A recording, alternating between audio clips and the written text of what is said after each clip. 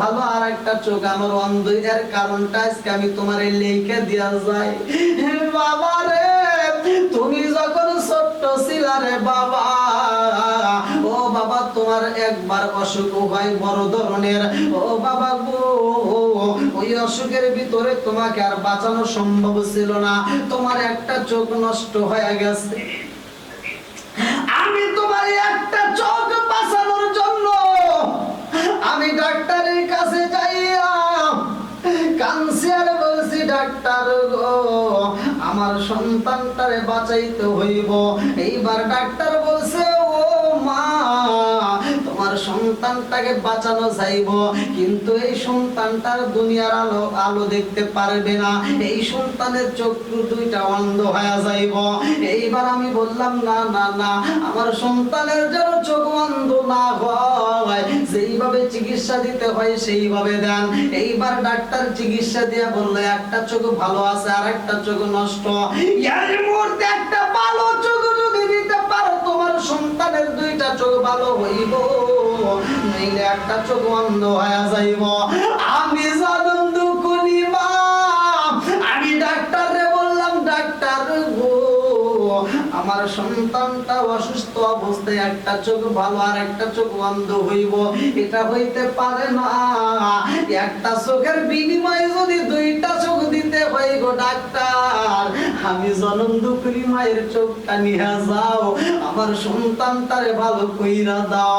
আমার একটা চোখ তুইলা রে বাবা, তোমার কানা চোখে অন্ধ চোখে লাগাইয়া তোমার দুইটা চোখ ভালো করা হইছে। আমার একটা চোখ তোলার কারণে রে বাবা, আমার একটা চোখ ভালো আর একটা চোখ গর্ত হয়ে গেছে, যার কারণে মানুষ আমারে দেখলে ভয় পায়, তোমার বন্ধুরা দেখলে ভয় পায়। এর কারণ হইল বাবা, তোমার কারণে আমি একটা চোখ অন্ধ করে বাড়াইছি। সন্তানের চিঠি লইয়া দাবরাইয়া খান্দার কয় মারে, ও মা,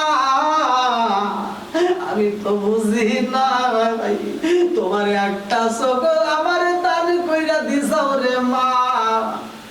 এই সৌদি আমি দুনিয়াটা দেখতে পারি, দুনিয়ার আলো দেখতে পারি, অথচ তোমারে আমি হারাইলাম। মা জননী লাগছে বাবা, আমি দোয়া করি রে বাবা, তুমি যেখানে থাকো তুমি যেন ভালো থাকো, আল্লাহ যেন তোমারে ভালো রাখে। জনম দুঃখী মা লেখা দিছে শেষ মুহূর্তে বাবা রে, আমি মা জননী একটা বার যদি তোমার মৃত্যুর আগ মুহূর্তে দেখতে পারতাম, আমার পুরা দেহটা ঠান্ডা হয়ে যাইতো। বন্ধুরা রে,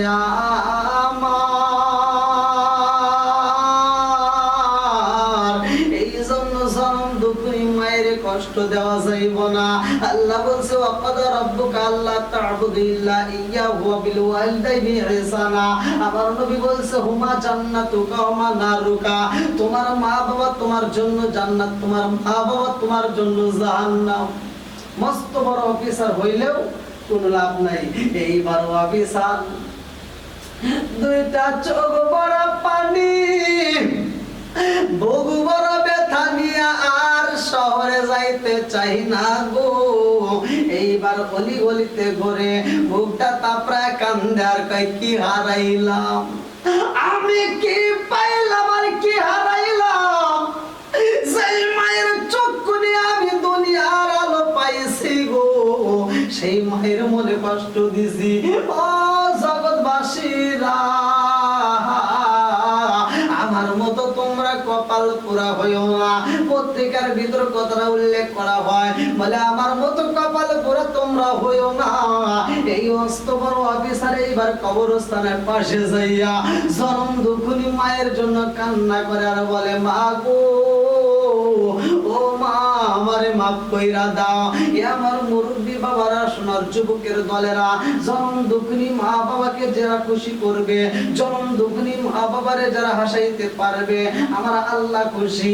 জনম দুঃখী মা বাবার মনে যদি কষ্ট দেওয়া হয় গো, আমার আল্লাহ নারাজ হয়ে যায়। হুম্মা জান্নাতুকা ওয়া মা নারুকা, জান্নাত তো মা বাবার কারণে, জাহান্নামটা হইব মা বাবার কারণে। এই জন্য মায়ের মনে কষ্ট দেওয়া যাবে না, বাবার মনে কষ্ট দেওয়া যাবে না। পৃথিবীর বুকে এই দুইটা মানুষের মতো আর কেউই তোমারে ভালোবাসতে পারবে না। এই দুইটা মানুষের মতো আর মানুষ তালাশ কইরা পাওয়া যাইব না। এমন মায়ের মনে যদি আঘাত দিয়া সন্তান 10 তলা বিল্ডিং এর মালিক হও, ওই বিল্ডিং এর ভিতর শান্তি পাইবা না। যদি তুমি জমিদার হও, তোমার ওই জমিতে শান্তি পাইবা না। তুমি যত বড় চাকরিজীবী হও না কেন, এইখানে সুখ পাইবা না। আর মায়ের মনে কষ্ট দিলে কোনো জায়গায় শান্তি নাই। লক্ষ লক্ষ কোটি কোটি টাকার মালিক হইতে পারবারে বন্ধু, কিন্তু শান্তি পাইবা না। আরে কারে কাছে বলিব দুঃখ, আমি কারে কাছে বলিব দুঃখ, দরদি মিলে না। ওই আমি কই না মনের কথা, কই না আমি